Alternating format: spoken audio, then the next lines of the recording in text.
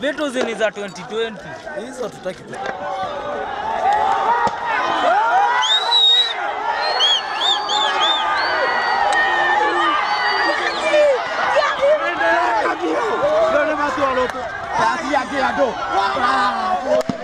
Youth representative wetu aliuawa juzi.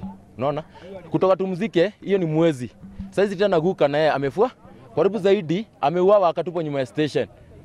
Sasa huku Elbagon sisi mayouth tutafanya nini? Tuliona hiyo mwili huko Hosi, aliuliwa amefungwa mikono na miguu. Hapo akachomeka. Kwani mtatuua aje hata kama anaitwa Guka? Guka ama baba nao? Ama fundi, ama Ngoge.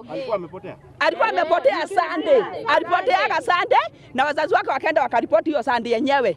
Monday wakaamkia hapo. Wakaambiwa ngoja 24 hours, 24 hours ikaisha tena kurudi wakaambiwa 72 hours, na maskari hata hawakutoka kutafuta kijana huyo.